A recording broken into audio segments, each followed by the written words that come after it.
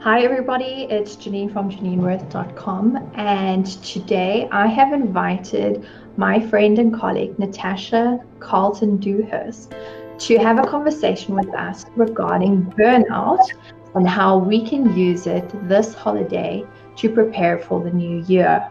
So, hi Natasha, thank you so much for joining us today.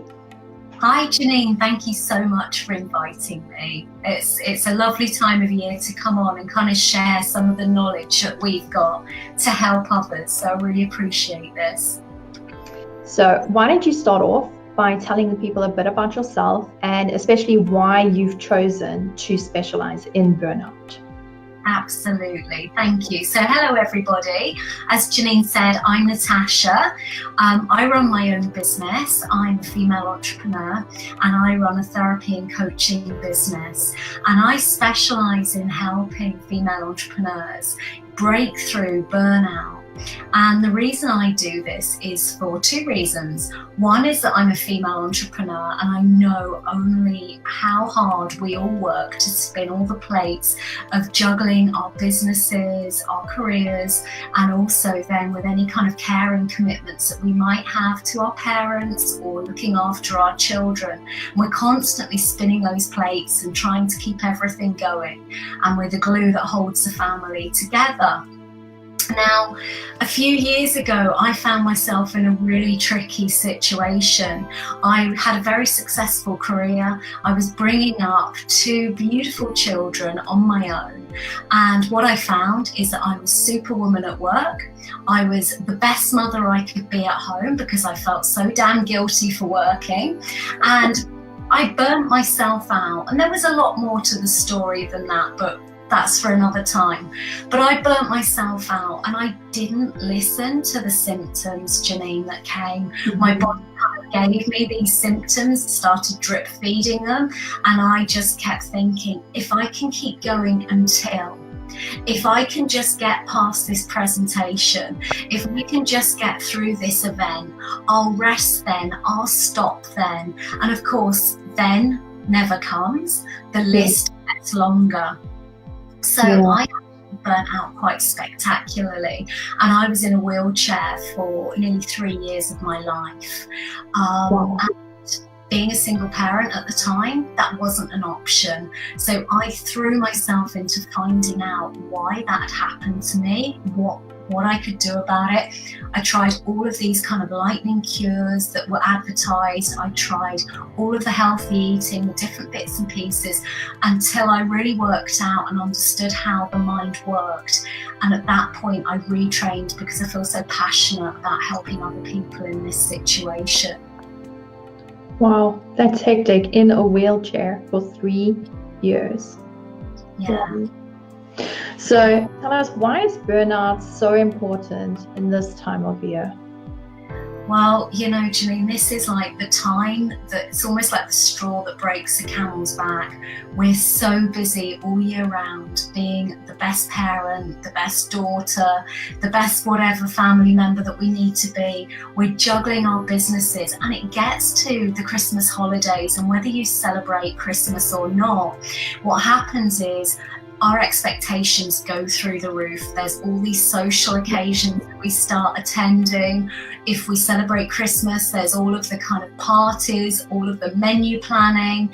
And as mothers, we're kind of, acting out the role of the Christmas and all of the other things that come with it. And in the back of our mind, we're getting a bit resentful because we're taking our foot off the gas with our business. And of course, our businesses are busier than ever because people are doing all those last minute purchases. And so this time of year is a time where we have that expectation. We should be so happy and joyful and loving the holiday season. But actually the reality of it is it's very different. We are stressed out, we're exhausted, and we're just looking forward to getting to the other side. And that's not how it should be. Yes. No, I totally get that, because even this year, with it being my first year of being a therapist in private practice, I feel like Christmas sort of snuck up on me, you know. The whole thing just flies when you work for yourself. Yeah. Yeah.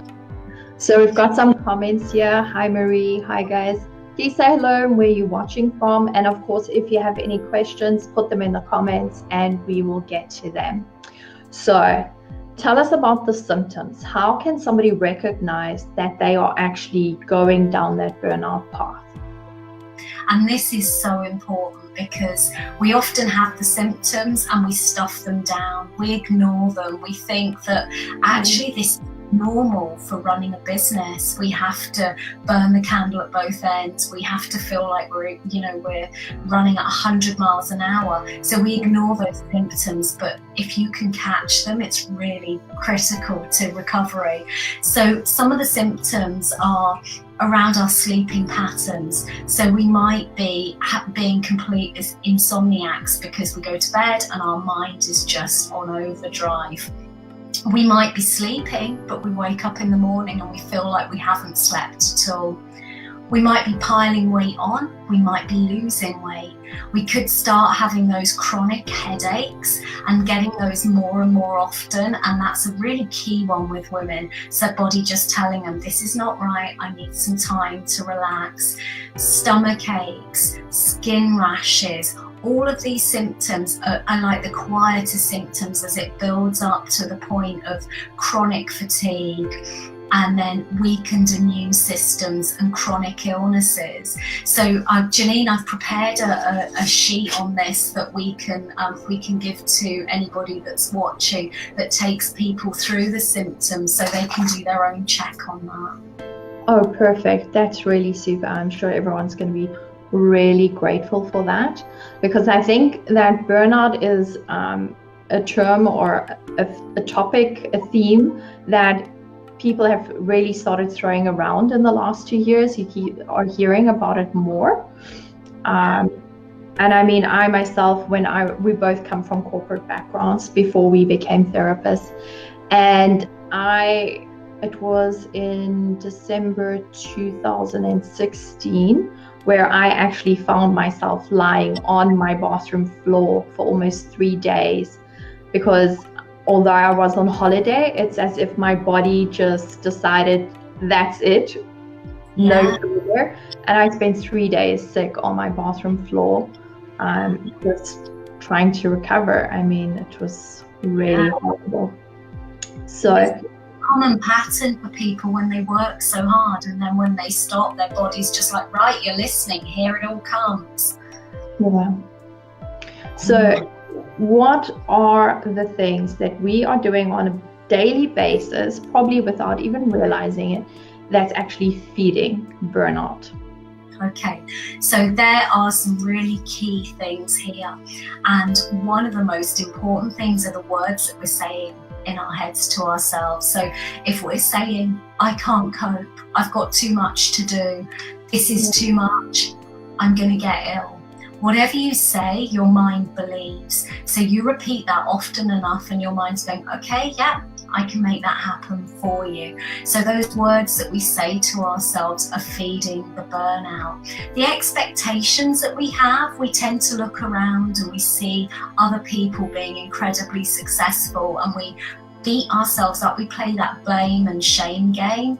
We're kind of like, I should be doing as well as that. Why am I not coping like that person? Why is my business not that size? So comparing ourselves to others, it's just feeding the burnout.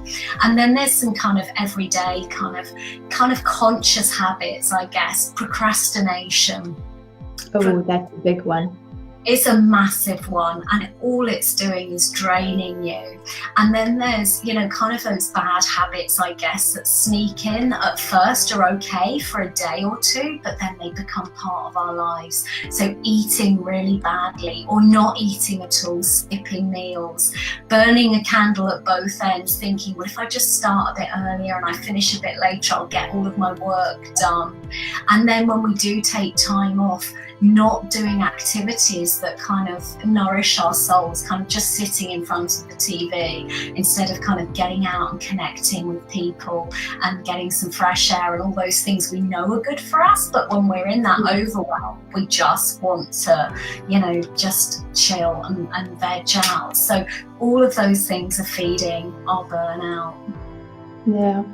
And I mean, I really get the whole getting up earlier, working later, because you start off doing that thinking, oh, it'll just be 3 days, or it'll just be this week, or I'll just do it this once more. And before you know it, it's become a habit or a pattern. And that then becomes your daily routine, And it's also what we're told.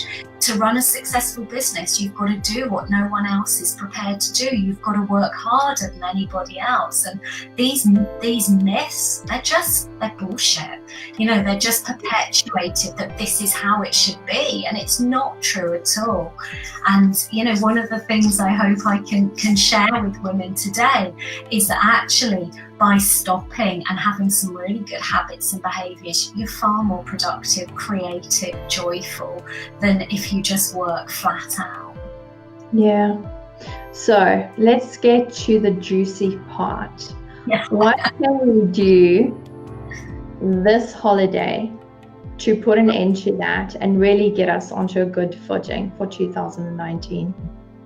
So there's some really simple things that you can do straight away. And the first thing that I would encourage everybody to do is to take a break over Christmas.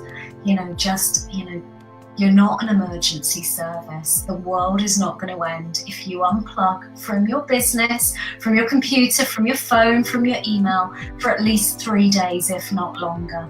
So take that break, because your body will really thank you for it. And while you're taking that break, it's a really great opportunity to do some planning for next year, because we know what next year is going to be like. We get so fired up with January, we're hot out of the gate, we're determined to meet our kind of goals, our desires, our dreams, and then come the end of February, we're absolutely exhausted and we're burnt out. So by putting some good practices in now, we can make sure that we don't get to that point. Now, a lot of my clients say, but I can't find the time to do that. And the reason that we think we can't find the time to do that is because we have these high expectations of ourselves. We expect that if we're going to put a plan in place, we move from having no plan to actually doing the plan in one step. And what I'm inviting people to do by using the workbook that I've prepared for them is to take a very small step and to do that consistently until you get to your goal. So let me give you some ideas to get you thinking. So one of the most important things is to have things to look forward to. That's really important in keeping us happy, motivated, and that reason for why we're running our own businesses, why we're doing what we're doing, why we're enjoying our time with our family. So plan those holidays for next year. That's really important. If you can't afford to go on holiday, plan days out from home. Tell everyone you're away and have a staycation. You don't need to spend a lot of money if you're not in that place. And then start thinking about the language that you're using. So eliminate any language around shaming, blaming, dwelling on issues that are going on with your business. Accept everything as information, deal with it, move on. And then, just give yourself that support that you would to your dearest friend or to your child. Talk to yourself in that kind, supportive way, because you are doing an amazing job. And by telling yourself that, your mind will focus on that, and you'll feel better and better about what you're doing. So that praise, really important. And then practical bits and pieces, which won't surprise you, I'm sure, but kind of like our general well-being is so important. So when you've got your 3 days off over Christmas, if you could take half an hour, and in that half an hour, if you could think about what a good sleep routine looks like for you, and then think about, what does healthy eating mean for me, for my family, for my parents, if you're caring for your parents or your children?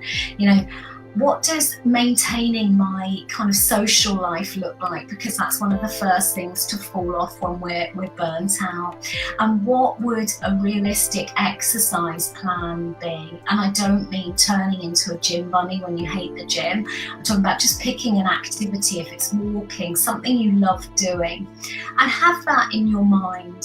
And then just step by step, and the workbook will take you through how, just start thrashing that out, digging deep. So let me give you an example. Healthy eating, that might have fallen off the back of the wagon at the end of 2018. So the first thing that you could do is think about what that looks like for your family. Then the second step you could do is actually come up with a meal plan. The third step would be to get the ingredients together in a list for that meal plan. Then the fourth step, another week, just 10 minutes, could be turning that into a shopping list. And then the final step might be plugging that into your shopping list for your local supermarket so that you get that delivered. So very gently with each area, you take these small steps that put in place these systems to make your life more manageable. So that's kind of like the well-being part. But another part of burnout that's really important is around how we communicate our needs. And we often, when we're parents, carers, business owners, we think that saying no is wrong. Yes. So I invite you to plan around your communication and kind of work out for 2019, what is it that you want to say yes to in your business? What is it that you want to say yes to doing with your family? And have a clear no ready and practice it. It might not be your natural response. You might really struggle. And some of us link our kind of self-worth, I know I did before I burnt out, to always saying yes and being that person people could always turn to. And I had very porous boundaries around that. So, practice your saying no and having a plan B or something else you can offer people. Yeah, I always tell my clients, no is a full sentence. Yes, exactly. You don't need to explain why. It's a no. Perfect. Yeah. So the next step really in planning for 2019 is to work out how you're going to alleviate any stress or overwhelm. And this is something that I used to be really bad at. I used to do everything in my business and I used to do everything for my family. Whether I wanted to do it or not, I felt that to be a good parent, I had to do it all. And in my business, it was important that I did every single task. It's not the case. And I invite anybody watching this to kind of think about the different tasks at home and at work, and to lean into them and really feel, is it something that you enjoy and lights you up, or is it something that really drains you and you just don't want to be doing and you're doing out of obligation? Now, Janine, I know that you're very good with looking at these obligations and you've got a good story there. So you're a great role model there, because removing obligations and non-essentials from your to-do list will make a massive difference. And when you've freed up that time, again, inviting people to fill that time that you're freeing up with something that you love doing. Because although it's counterintuitive, doing things that you love, it fills up our bucket inside. It makes us feel better. It helps us be more resilient. Yes. So I've just put the link up for people that want to download the workbook, because I'm sure that they're already thinking it's amazing and they need to get it. And I've had a sneak peek at it. It's beautiful. Get it. Do yourself a favor. Yeah.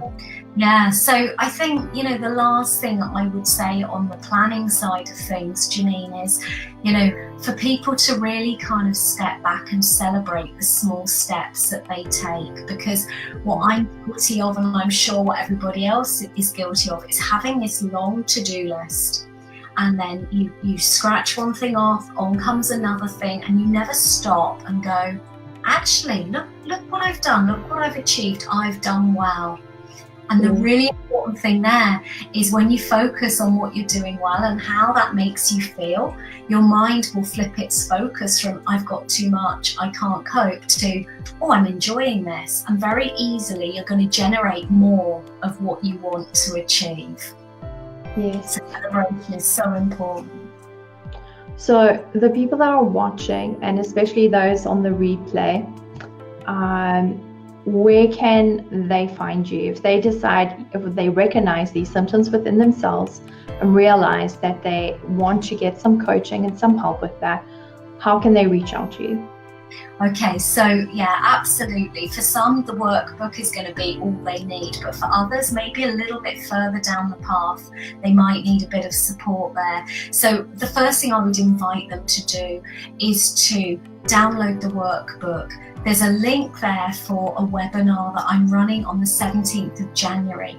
It's an hour of my time. I'm going to give them exact same mindset tools that I use with my clients. And also I'm going to give a recording away that will help reprogram the neural pathways. So I would invite people to take that as a next step.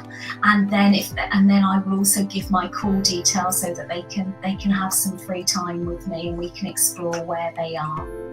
That's perfect. So if you can put in the comments a link so that people can book a call with you, maybe the link to the webinar, because that sounds amazing. And I think to do it in January is such a good idea, because if you put those good habits into place and the self-care, because I find that self-care is so neglected these days. It's almost like people get celebrated for being workaholics, and that the self-care is the first thing to fall off. I think to start the year off correctly with those systems in place, that's half the battle won. It is, and it's so dangerous to let that self-care fall off. I'm living proof of that, and I'm sure everybody has people in their communities, especially around our age, where these health issues emerge. So more than ever, it's important to prioritise ourselves and to enjoy what we're doing. Yes. We only have one life. We need to enjoy it. Exactly. And thank you so much. And I mean, the workbook is amazing. I was really, really impressed with it. So, and thank you for taking the time, because I'm sure that you're really busy now, especially with the festive season upon us, taking the time for doing this. And I look forward to the webinar. I'm sure I'm going to join that as well, because you will never know enough. Exactly. Thank you so much, Janine. I really appreciate it. And I hope that everybody's taken something away from here that helps them have a better 2019. Perfect. Thanks so much, Natasha.